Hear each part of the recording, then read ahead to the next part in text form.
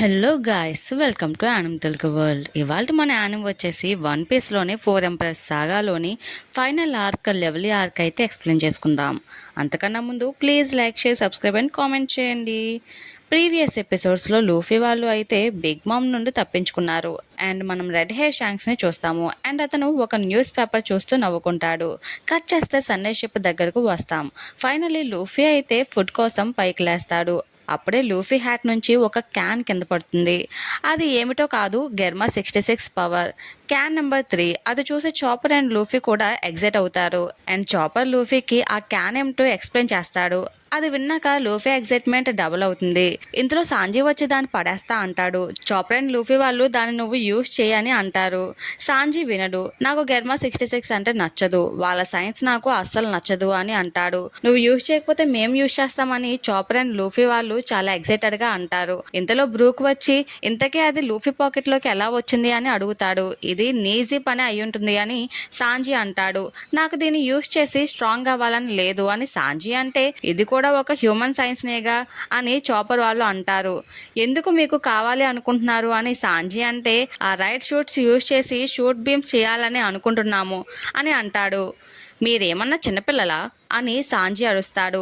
ఇంతలో నామి వస్తుంది అండ్ నామి అంటుంది, నేను యూజ్ చేసే క్లైమేట్ బటన్ కూడా ఒక సైన్సే, అది ఉసోప్ క్రియేట్ చేశాడు అని నామి అంటుంది. అండ్ తన క్లైమేట్ బటన్ యూజ్ చేయగానే జియోస్ బయటకు వస్తాడు. అంటే జియోస్ ఆ బ్లాక్ క్లౌడ్ బాల్స్ కోసం నామి వెనకాల వచ్చేసాడు అన్నమాట. ఇక్కడ చూస్తే లూఫీ అండ్ చాపర్ వాళ్ళు దాన్ని పట్టుకుని ట్రై చేస్తూ ఉంటారు. కానీ నో యూజ్, అది వర్క్ అవ్వదు. వెంటనే లూఫీ సాంజీ నువ్వు ట్రై చేయి, వర్క్ అవుతుందేమో అని అంటాడు. నోరు ముయ్యండి, నాకు గెర్మా 66 అన్నా విన్ స్మోక్ అన్నా ఈ 2 పేర్లు నా ముందు చెప్పకండి అని అంటుండగా ఇంతలో క్యారెట్ దగ్గరికి న్యూస్ పేపర్ వస్తుంది. న్యూస్ పేపర్ అనగానే లూఫీ జింబే గురించి ఏమన్నా ఉందా అని లూఫీ అడుగుతాడు. అండ్ మనం వెళ్ళిపోయాక వాళ్ళు వెళ్ళిపోయారా అని అంటే నో, ఇందులో ఆ తర్వాత ఏం జరిగిందో అన్నది రాసిలేదు. కానీ ఇందులో కేవలం Luffy, Sanji, Jinbe and Bege big మామ్ని చంపడానికి ప్రయత్నించారు అని అండ్ లూఫీనే మాస్టర్ మైండ్ అని ఉంది అని క్యాట్ అంటుంది. అండ్ అప్పుడే తెలిసే విషయం ఏమిటంటే సాంజీ వాంటెడ్ పోస్టర్ వస్తుంది. సాంజీ బౌంటీ 330 మిలియన్ బెర్రీస్కి ఇంక్రీజ్ అవుతుంది. అది చూసి Brook Zoro bounty 320 million berries అని అనగానే అంటే తనకన్నా నా బౌంటీని ఎక్కువ అని హ్యాపీ అవుతాడు. అండ్ నిన్ను బీట్ చేశాను డామ్ అండ్ మాస్ హెడ్ అని ఎగ్జైట్ అవుతాడు. అండ్ ఆ బౌంటీలో ఓన్లీ ఎలైవ్ అని కాకుండా డెడ్ ఆర్ ఎలైవ్ అని చేంజ్ అయి ఉంటుంది. And also win smoke Sanjhi అని నేమ్ ఉంటుంది. అంటే విన్ స్మోక్ అవ్వడం వల్ల నా బౌంటీ పెరిగిందా అని సాంజీ డల్ అవుతాడు. At the same time Luffy కూడా సాడ్ లో ఉంటాడు. కట్ చేస్తే ర్యూగు కింగ్డమ్ దగ్గరికి వస్తాం అండ్ అక్కడ అందరూ రేవరీ గురించి మాట్లాడుకుంటూ ఉంటారు. జింబే ఫైనల్లీ లూఫీ టీంలో జాయిన్ అయినందుకు ఫిష్ మ్యాన్ ఐలాండ్ అంతా హ్యాపీ అవుతారు. అండ్ బిగ్ మామ్ తో ఫైట్ చేస్తారు అని అనుకోలేదు అని కింగ్ నెప్ట్యూన్ అంటాడు. అండ్ బిగ్ మామ్ యాంగ్రీగా ఉన్నట్టు మనకు తెలుస్తుంది కాబట్టి మన కంట్రీకి ప్రొటెక్షన్ గా స్ట్రా హ్యాట్స్ ని అడుగుదాం అని ఫిష్ మ్యాన్ ఐలాండ్ వాళ్ళు అనుకుంటారు. ఇంతలో ఫాదర్ సమ్మ, బ్రదర్ సమ్మ అని ప్రిన్సెస్ షిరాహోషి వస్తుంది. అండ్ తను కూడా రీవరీకి వస్తాను అని అంటుంది. అండ్ కింగ్ నవ్వుతూ నీకోసమే వెయిట్ చేస్తున్నాం, నువ్వు లూఫీ కోసమైనా వస్తావని నాకు తెలుసు అని నవ్వుకుంటాడు. అండ్ మాతో పాటు రా అని కింగ్ అనగానే ప్రిన్సెస్ హ్యాపీ అవుతుంది. అండ్ వరల్డ్ వైడ్ గా లూఫీ గురించి అండ్ వాళ్ళు బిగ్ మామ్ తో చేసిన సాహసం గురించి అందరికీ న్యూస్ ద్వారా తెలుస్తుంది.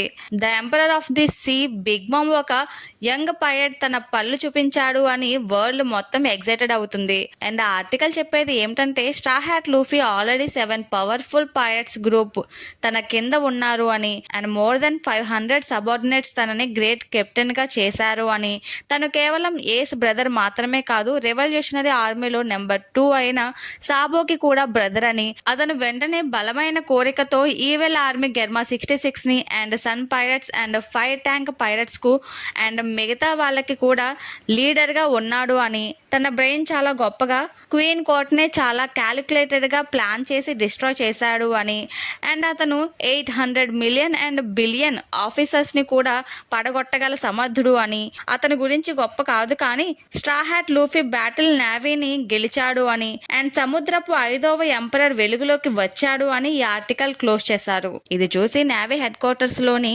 సకాజుకి అడ్మైరల్ ఆఫ్ ది ఫ్లీట్ కోపంగా కోపంగా, ఈ డ్యామ్ని ఈవిల్ పైరట్స్ మొత్తం నాశనం చేస్తున్నారు.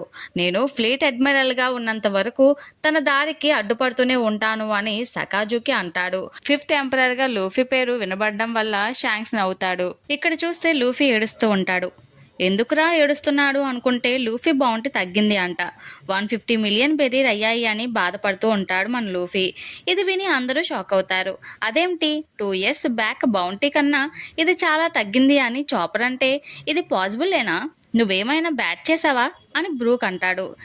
ఏం పర్వాలేదు అని నామి లూఫీని సెట్ చేద్దామని అనుకుంటుంది. పర్వాలేదేంటి, దీనివల్ల మన పైరట్స్ రెప్యుటేషన్ పడిపోతుంది అని అంటాడు బ్రూక్. ఇంక కోపంతో ఇవన్నీ వినలేక లూఫీ డామిట్ వై అని కోపం పడతాడు. కట్ చేస్తే Riku the king of Dressrosa and Elizabello 2 the king of the Prodence kingdom కలిసి చెస్ ఆడుతూ ఉంటారు. ఇంతలో రెబెకా న్యూస్ పేపర్ తీసుకుని ఎగ్జైటెడ్గా వస్తుంది అండ్ పేపర్ చూపిస్తూ బిగ్ మామ్తో లూఫీ ఫైట్ చేసిన విషయాన్ని గొప్పగా చెప్తుంది. అయినా రీకు అంత రియాక్ట్ అవ్వడు అండ్ అక్కడ ఉన్న లిల్లీపుట్స్ లూఫీ ల్యాండ్ చేసింది చాలా గ్రేట్ వర్క్, అది మన బాస్ అంటే. ఆ న్యూస్ పేపర్లో మన గురించి కూడా మెన్షన్ చేశారు అని Leo leader of the Toto corps అంటాడు. ఇంతలో రీకు ఇక్కడ అంటే అన్నావు కానీ ఇంకెక్కడ అనకు. వన్స్ మనం హోలీ ల్యాండ్ చేరాక అస్సలు ఈ విషయాల గురించి మాట్లాడకండి అని అంటాడు. వై అని లియో అంటే మనం లూఫీని హీరోగా చూస్తాం కానీ వరల్డ్ గవర్నమెంట్ అండ్ నేవీ లూఫీని వేరేగా చూస్తారు అని అంటే యు ఆర్ రైట్, ఎందుకంటే వాళ్ళు పైరట్స్ అనా అని లియో అంటాడు.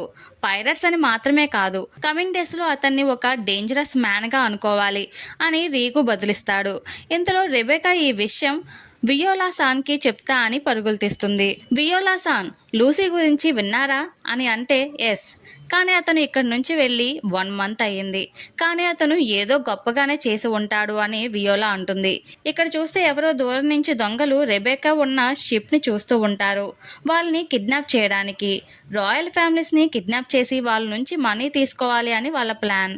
అప్పటికే ప్రిన్సెస్ కొమేనే అనే అమ్మాయిని వాళ్ళు కిడ్నాప్ చేసి ఉంటారు అండ్ కిడ్నాపర్స్ ఏమనుకుంటారు అంటే వాళ్ళని ఎవరూ కనిపెట్టలేరు ఎందుకంటే వాళ్ళు అండర్ వాటర్లో దాక్కుని ఉన్నారు కాబట్టి అని వాళ్ళు ఫూలిష్గా ఆలోచిస్తారు అండ్ వాళ్ళు ఒక టార్పెడోని ఆ షిప్ వైపుగా పంపిస్తారు. ఇంతలో కోబీ వచ్చి దాన్ని తప్పిస్తాడు అండ్ రీకు వాళ్ళతో మీకు వచ్చిన ప్రాబ్లం ఏం లేదు, మీరు ప్రశాంతంగా ఉండండి అని Koby captain of the navy head quarters అంటాడు అండ్ ఆ పైరట్స్ తిక్క కూడా తీరుస్తారు మెరైన్ వాళ్ళు. ఇంతలో కైరోస్ వస్తాడు అండ్ కోబీని పొగుడతాడు. కైరోస్ ఒక గొప్ప వారియర్ కాబట్టి కోబీలో ఉన్న స్కిల్స్ని వెంటనే గుర్తిస్తాడు.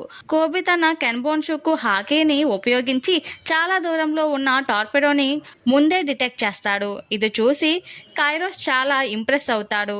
రెబికా దగ్గర ఉన్న న్యూస్ పేపర్ని కోబీ చూస్తాడు. కోబీ అంత గొప్ప పని చేశారు అని కైరో పొగుడుతున్నా నేను ఇంకా చాలా నేర్చుకోవాలి అని చాలా హంబుల్గా మాట్లాడతాడు అండ్ రెబికా కోబీకి ఆ పేపర్ని చదవమని ఇస్తుంది. కోబీ అది చదువుతాడు. A great captain with 500 subordinates అని, డిస్ట్రాయిడ్ బిగ్ మామ్స్ క్యాజిల్ అని, the 5th emperor of sea అని చదివి ఎమోషనల్ అవుతాడు.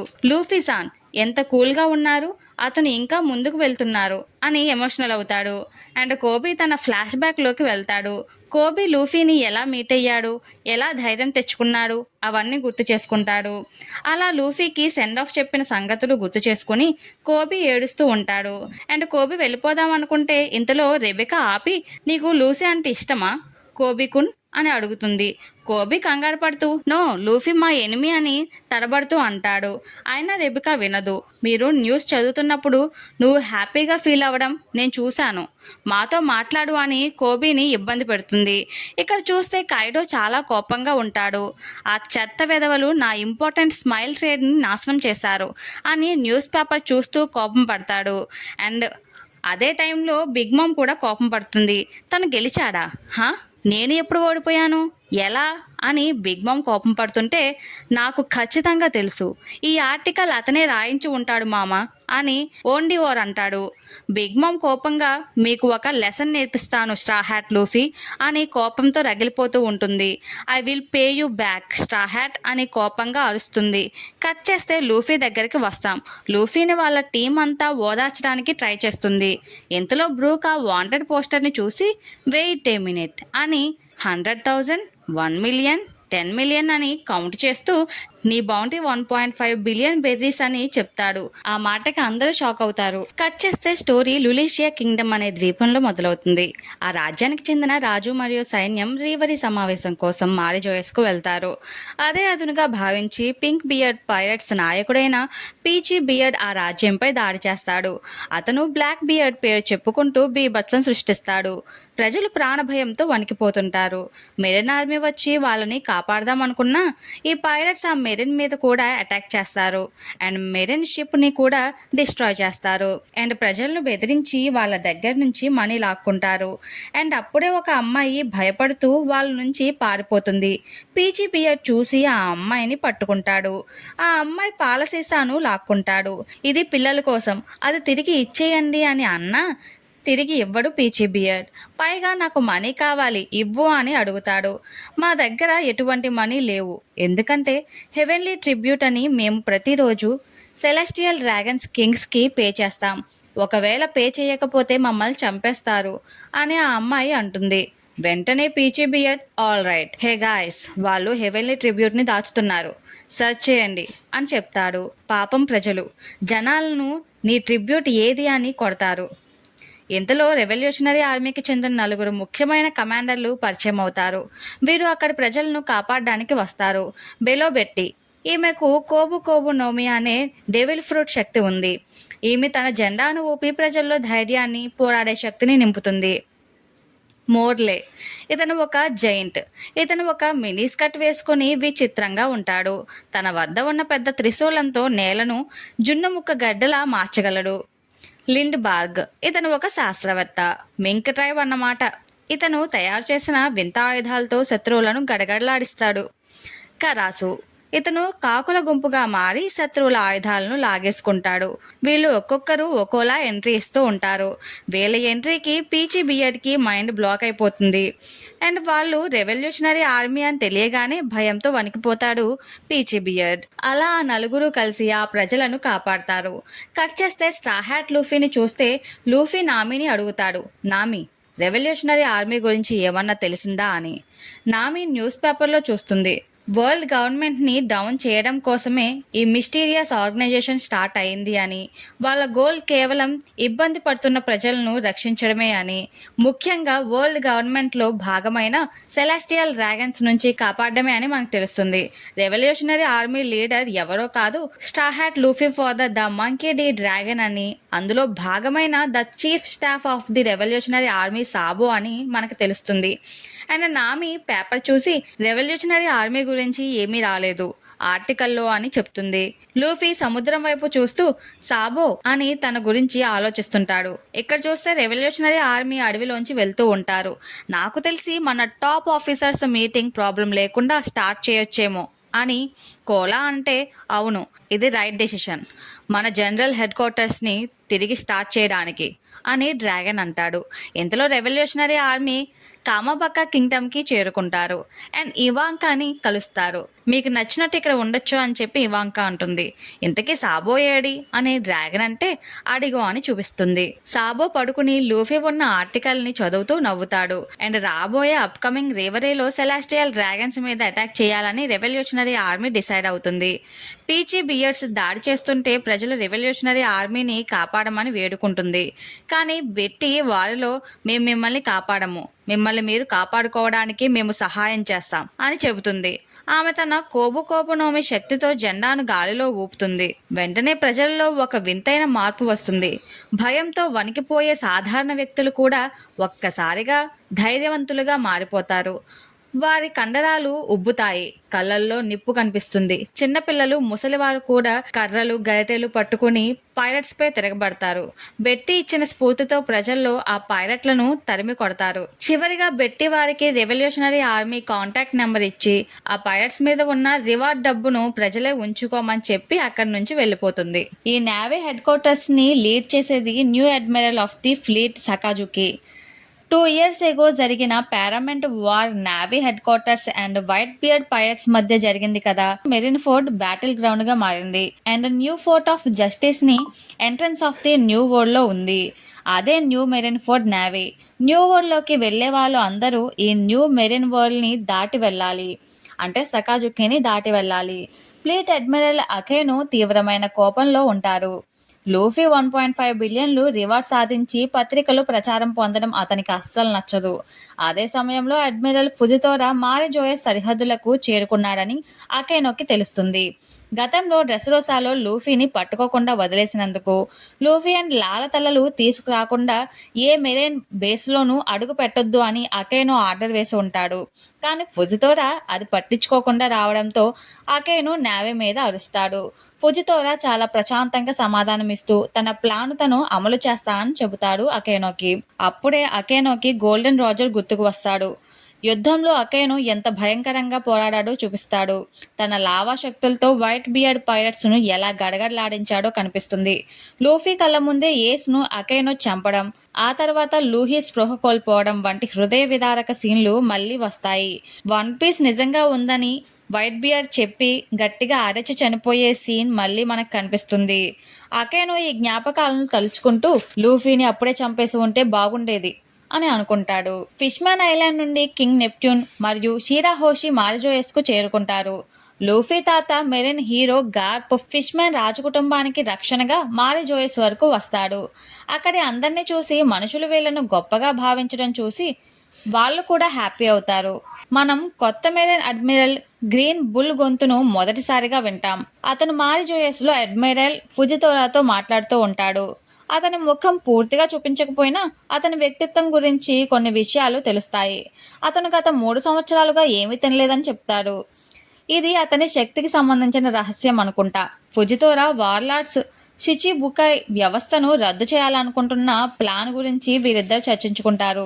ప్రపంచ ప్రభుత్వానికి వత్తాసు పలుకుతూ సముద్రపు దొంగలుగా ఉంటూనే ప్రభుత్వం నుండి రక్షణ పొందే షిచిబుకై 7 వార్లార్డ్స్ ఆఫ్ ది సీ వ్యవస్థను పూర్తిగా రద్దు చేయాలని అతను భావిస్తాడు. క్రొకోడైల్ మరియు డోఫ్లమింగ్ వంటి వారు ఈ పదవిని అడ్డం పెట్టుకుని సామాన్య ప్రజలను హింసించారన్న అతను సహించలేకపోతాడు. రాబోయే రేవరి సమావేశంలో దీని గురించి మాట్లాడాలని నిర్ణయించుకుంటాడు ఫుజితోరా. మెర్మైడ్ ప్రిన్సెస్ షిరాహోషి అందాన్ని చూసి అక్కడ ఉన్న అధికారులు మరియు అందరూ నోరెళ్లబెడతారు. సముద్రం లోపల ఇంతటి అందమైన రాకుమారి ఉందని వారు ఊహించరు. అయితే ఆమె పరిమాణం చాలా పెద్దగా ఉండటం చూసి కొందరు భయపడతారు కూడా. అక్కడ ఉన్న ఒక సెలెస్టియల్ డ్రాగన్ హే హీరో అని పిలుస్తాడు. నేను ఎవరో నీకు తెలుసా అని గర్వంగా అడుగుతాడు. తెలియదు. You stupid brought, get out of my వే అని గార్ప్ లెక్క చేయకుండా మాట్లాడతాడు. స్టూపిడ్ బ్రాటా అని అందరూ షాక్ అయిపోతారు. సెలెస్టియల్ డ్రాగన్ కింగ్ని అవమానించడం వల్ల సైనికులు అలర్ట్ అవుతారు. నీకు ఎంత ధైర్యం? నేను Stelly king of the Goa kingdom. నువ్వు ఎక్కడి నుండి వస్తున్నావు అని సాబోస్ అడాప్టెడ్ బ్రదర్ అంటాడు. ఇంతలో అదంతా రెవల్యూషనరీ ఆర్మీ సాబో వాళ్ళు గమనిస్తూ ఉంటారు. అతన్ని అడాప్టెడ్ బ్రదర్ కదా సాబో అని అడుగుతాడు మింక్. సాబో తన ఫ్లాష్ బ్యాక్లోకి వెళ్తాడు. స్టెల్లీని సాబో పేరెంట్స్ అడాప్ట్ చేసుకుంటారు. వాడు చిన్నప్పటి నుంచి చాలా కన్నింగ్.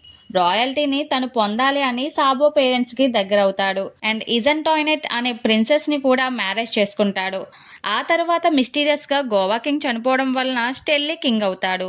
అండ్ సాబో లూఫీ వాళ్ళని కలిసిన డేస్ని గుర్తు చేసుకుంటాడు. అండ్ తన ఫ్లాష్ బ్యాక్లో జరిగిన మెమోరీస్ అన్నీ కూడా గుర్తు చేసుకుంటాడు. అండ్ ఆ తర్వాత డ్రాగన్కి సాబో ఏ పరిస్థితుల్లో దొరికాడో మన అందరికీ తెలిసిన విషయమే. సాబో చూస్తే ఇక్కడ తన ఆపరేషన్ని స్టార్ట్ చేసి ఉంటాడు.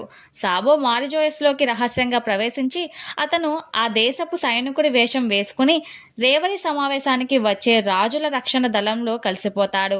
సెలెస్టియల్ డ్రాగన్స్ను మరియు వారి భద్రతను దగ్గర నుండి గమనిస్తూ తన మిషన్ను పూర్తి చేయడానికి సిద్ధమవుతాడు. కట్ చేస్తే స్టెల్లీ గార్ప్ని నీల్ డౌన్ చేయమని అడుగుతాడు. వెంటనే Garp get out of my way, నీ ఫేస్ చూస్తుంటే ఇరిటేటింగ్గా ఉంది అని అంటాడు. సిగ్గు లేకుండా స్టెల్లీ గార్ప్ దగ్గరకు వెళ్ళి నాకు కొంచెం గౌరవం ఇవ్వి అని అడుక్కుంటాడు. ఆయన నో అనేసరికి షాక్తో కింద పడిపోతాడు. ఇంతలో ఫిష్ మ్యాన్ కింగ్ తనని పైకి లేపి ఓకేనా యంగ్ మ్యాన్ అని అంటాడు. అది చూసి అదేంటి ఒక సెలాస్టియన్ డ్రాగన్ ని ఫిష్ మ్యాన్ పట్టుకున్నాడా అనే ఇదిలో అందరూ షాక్ అవుతారు.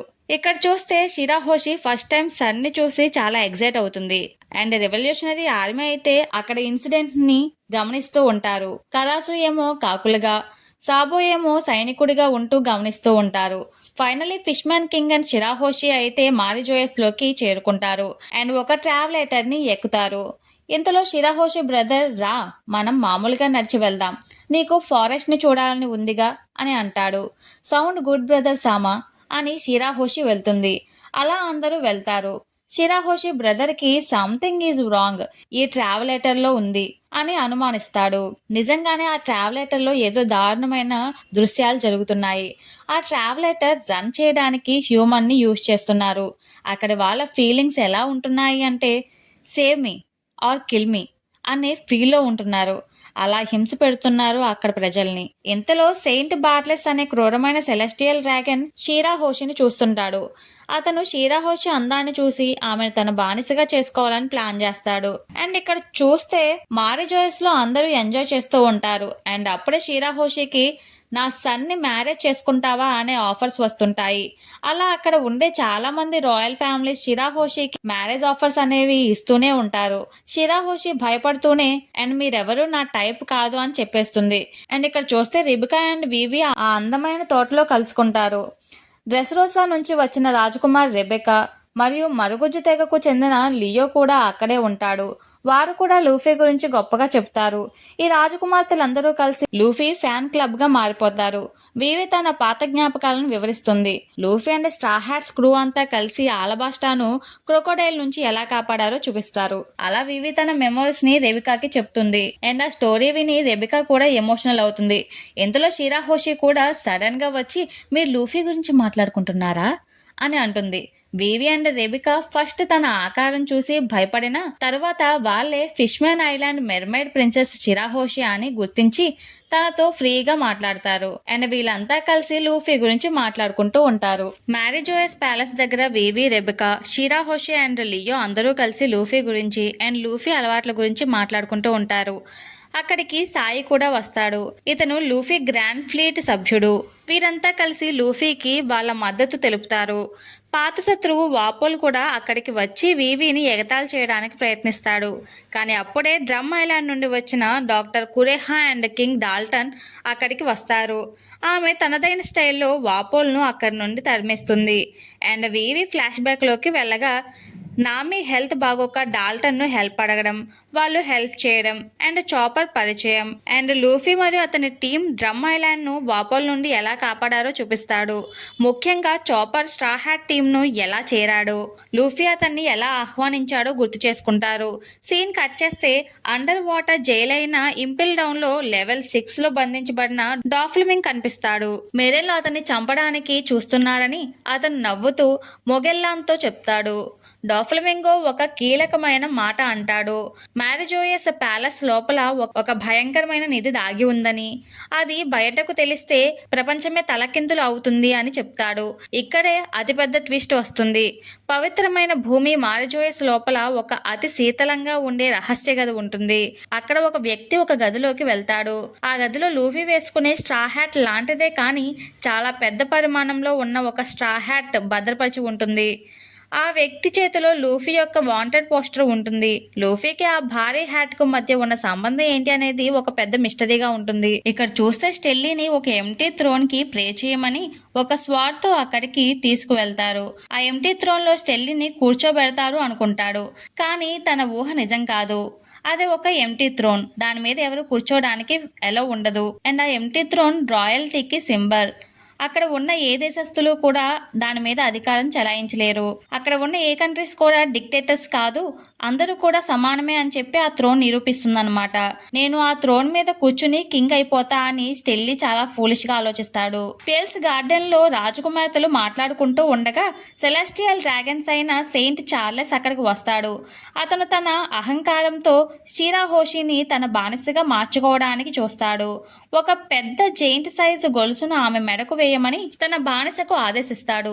వివి అండ్ రెబెకా ఆపడానికి ట్రై చేస్తారు. కానీ వారు ఒక దేశానికి ప్రతినిధులుగా మాత్రమే అక్కడికి వచ్చారు.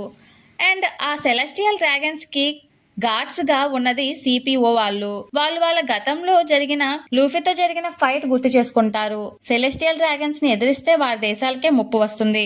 సెలెస్టియల్ డ్రాగన్స్ మాట దేవుడి మాటతో సమానం అనే చట్టం వల్ల మెరిన్స్ కూడా ఏమీ చేయలేక చూస్తూ నిలబడిపోతారు. తన కూతుర్ని బానిసగా తీసుకువెళ్తుంటే చూస్తూ భరించలేని కింగ్ నెప్ట్యూన్ తన ప్రాణాలకు తెగించి చార్లెస్ పై దాడి చేయడానికి సిద్ధమవుతాడు. మనుషుల ప్రపంచం ఇంత క్రూరంగా ఉంటుందని తెలిస్తే నేను ఇక్కడికి వచ్చేవాడినే కాదు అని ఆవేదన చెందుతాడు. నెప్ట్యూన్ కనుక దాడి చేస్తే అది వరల్డ్ గవర్నమెంట్ మీద వార్ ప్రకటించినట్టు అవుతుంది. అప్పుడే అక్కడికి మరో సెలెస్టియల్ డ్రాగన్ సెయింట్ మ్యాస్గార్డ్ వస్తాడు. అతను తన దగ్గర ఉన్న క్లచ్తో చార్లెస్ను కొట్టి పక్కకు నెట్టేస్తాడు. అది చూసి అందరూ షాక్ అవుతారు. ఇతను గతంలో ఫిష్మ్యాన్ ఐలాండ్కు వెళ్ళినప్పుడు షిరాహోషి తల్లి క్వీన్ ఒటోహిమే ఇతని ప్రాణాలను కాపాడుతుంది. ఆమె చూపించిన మానవత్వం వల్ల ఇతని మనసు మారి మంచి వ్యక్తిగా మారతాడు. నెప్ట్యూన్ అండ్ షిరాహోషిలకు తను అండగా ఉంటానని, రీవరీ సమావేశం ముగిసే వరకు వారి బాధ్యత తనదేనని అతను మాట ఇస్తాడు. కట్ చేస్తే కైడో దగ్గరికి వస్తాం. బిగ్ మామ్ కైడోకి ఫోన్ చేసి తన హోల్కేక్ ఐలాండ్లో లూఫీ చేసిన అల్లకల్లోలం గురించి చెప్తుంది. లూఫీని చంపే హక్కు నాదే. వాడు వానో కింగ్డమ్ వైపే వస్తున్నాడు. నేను కూడా వస్తున్నాను. నువ్వు అడ్డు రాకు అని కైడోని హెచ్చరిస్తుంది. దానికి కైడో ఒప్పుకోడు. వాడు నా దగ్గరికి వస్తే నేనే చంపేస్తాను. నువ్వు కూడా వచ్చావో నిన్ను కూడా చంపేస్తాను అని అంటాడు కైడో. వీరిద్దరూ గతంలో ఒకే టీంలో ఉండేవారని, కైడోకి పాస్ట్ లో బిగ్ మామ్ ఒక పెద్ద ఉపకారం చేసిందని ఇక్కడ మనకు తెలుస్తుంది. వీరిద్దరూ చేతులు కలిపితే ప్రపంచం నాశనం అవుతుందని మెరైన్లు భయపడతారు. బిగ్ మామ్ అండ్ కైడో మాటలను మెరైన్స్ ట్యాప్ చేస్తారు. అడ్మిరల్ కిజారు రంగంలోకి దిగడానికి సిద్ధమవుతాడు. నేను వానోకి వెళ్లి పరిస్థితిని చక్కదిద్దనా అని అకైనోని అడుగుతాడు. కానీ అకైనో నిరాకరిస్తాడు. ఎందుకంటే వానోలో సముద్రపు దొంగల బలం ఎంత ఉందో, అక్కడ సామురాయ్ శక్తి ఎలాంటిదో మెరైన్లకు సరిగ్గా తెలియదు. మారిజేస్లో గార్ప్ భోజనం చేస్తుండగా ఇతర మెరైన్ అధికారులు బిగ్ మామ్ మరియు కైడో గురించి అడుగుతారు.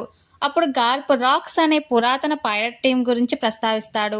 గోల్డీ రాజర్ కంటే ముందే ఈ రాక్స్ టీం ప్రపంచాన్ని శాసించేదని, బిగ్ మామ్ మరియు కైడో అందులో సభ్యులని చెబుతాడు. ఆ టీంను ఎదుర్కొన్నందువల్లే గార్ప్కు మెరైన్ హీరో అనే పేరు వచ్చిందని ఇక్కడ హింట్ ఇస్తారు. ఎట్టకేలకు అన్ని దేశాల రాజులు ఒక పెద్ద హాల్లో సమావేశమవుతారు. కింగ్ కోబ్రా, ఆలబాస్టా మరియు కింగ్ రీకు డ్రెసరోసా ఒకరి పక్కన ఒకరు కూర్చుని చర్చించుకుంటారు.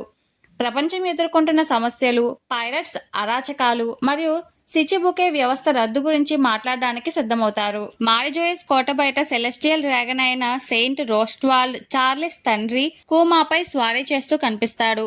కూమా ఇప్పుడు తన సొంత వ్యక్తిత్వాన్ని కోల్పోయి పూర్తిగా ఒక రోబోలా మారిపోయాడు. సెలెస్టియల్ డ్రాగన్లు అతన్ని ఒక బానిసలా వాడుకుంటూ అతనిపై కత్తులతో గుచ్చుతూ హింసిస్తుంటారు. కూమాకు నొప్పి తెలియదు కాబట్టి వారు అతన్ని నొప్పిలేని బానిస, ద ఇన్విన్సిబుల్ స్లేవ్ అని పిలుచుకుంటూ ఆనందిస్తారు. తన ఆత్మీయుడైన కూమా ఆ స్థితిలో ఉండడం చూసి సాబో రక్తం మరుగుతుంది. అతను వెంటనే బయటకు వెళ్లి ఆ సెలెస్టియల్ డ్రాగన్ను అంతం చేయాలని అనుకుంటాడు. కానీ మోర్లే మరియు కరాసు అతన్ని ఆపుతారు. సాబో, కరాసు, మోర్లే మరియు లిండ్బర్గ్ మారిజోయస్ భూగర్భంలో ఉండి పైన జరుగుతున్న దారుణాలను గమనిస్తుంటారు. సాబోకు కుమా అంటే కేవలం ఒక కమాండర్ మాత్రమే కాదు, అతను తన జీవితంలో ఒక గురువు లాంటివాడు. ఒకప్పుడు తనను కాపాడి రెవల్యూషనరీ ఆర్మీలో ఎదిగేలా చేసిన వ్యక్తి కుమా అని సాబో గుర్తు చేసుకుంటాడు. కరాసు సాబోను ఆపుతూ, ఇప్పుడు ఆవేశపడితే మన అసలు మిషన్ దెబ్బతింటుంది. మనం ఇక్కడికి వచ్చింది కుమాను రక్షించడానికి మరియు ప్రపంచ ప్రభుత్వంపై యుద్ధం ప్రకటించడానికి అని అతనికి సర్ది చెప్తారు. కోట లోపల celestial dragon మ్యోస్ gourd king Neptune మరియు షిరాహోషిలకు రక్షణగా నిలబడతాడు. షిరాహోషిపై మళ్ళీ ఎవరు దాడి చేయకుండా తాను చూసుకుంటానని, అవసరమైతే తానే పోరాడతానని అతను హామీ ఇస్తాడు. ఒక సెలెస్టియల్ డ్రాగన్ ఇలా మారిపోవడం చూసి అందరూ ఆశ్చర్యపోతారు. జ్యువెలరీ బాణి, వరస్ట్ జనరేషన్ పైరట్, మారిజోయస్ లోకి చొరబడుతుంది. ఆమె వయసును మార్చగల తన డెవిల్ ఫ్రూట్ శక్తిని ఉపయోగించి ఒక వృద్ధురాలిలా క్వీన్ కాన్ని మారువేషంలో లోపలికి వస్తుంది. కూమా పడుతున్న బాధను చూసి ఆమె కళ్ళల్లో కూడా నీళ్లు తిరుగుతాయి. కూమాకు మరియు బాణీకి ఏదో ఒక లోతైన సంబంధం ఉందని ఇక్కడ మనకు అర్థమవుతుంది. చివరిగా అన్ని దేశాల రాజులు ఒక పెద్ద గుండ్రటి టేబుల్ దగ్గర కూర్చుంటారు. రీవరీ సమావేశం అధికారికంగా మొదలవుతుంది. ఈ సమావేశం ప్రపంచ భవిష్యత్తును ఎలా మార్చబోతుందో చూడాలి. ఇక్కడ చూస్తే ప్రపంచ ప్రభుత్వానికి అత్యున్నత నాయకులైన గొరోసి తమ గదిలో కూర్చుని చర్చించుకుంటారు. వారు బిగ్ మామ్ మరియు కైడో కలవడం గురించి ఆందోళన చెందుతారు. అలాగే ప్రపంచంలోని సమతుల్యతను దెబ్బతీసే ప్రతి అంశాన్ని తుడిచిపెట్టాలి అని వారు నిర్ణయించుకుంటారు. వారు ఒక రహస్య వ్యక్తిని కలుసుకోవడానికి సిద్ధమవుతారు. ఎపిసోడ్ చివరిలో మనకు మళ్ళీ ఆ మిస్టీరియస్ వ్యక్తి ఇమ్ కనిపిస్తాడు. ఇమ్ ఒక పెద్ద గదిలోకి వెళ్ళి అక్కడ ఉన్న బారిస్టా హ్యాట్ వైపు చూస్తాడు.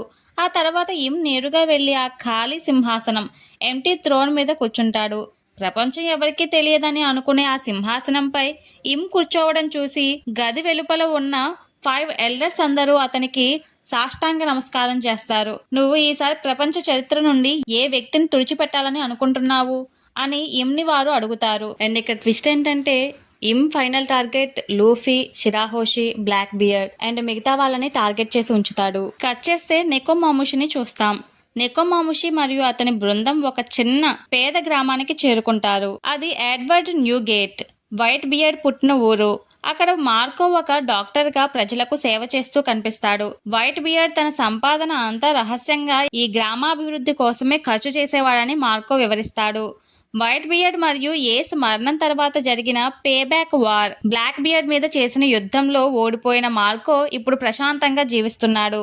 వైట్ బియర్డ్ ఎంత గొప్ప మనసున్న వ్యక్తి అని, అతను తన కుటుంబాన్ని ఎంతగా ప్రేమించేవాడో మార్కో గుర్తు చేసుకుంటాడు. ఏసు గురించి మాట్లాడుతూ మార్కో కళ్ళల్లో నీళ్లు తిరుగుతాయి. వైట్ బియర్డ్ కొడుకునని చెప్పుకునే ఎడ్వర్డ్ వీవిల్ మరియు అతని తల్లి మిస్ బకిన్ గురించి మార్కో ఆందోళన చెందుతాడు.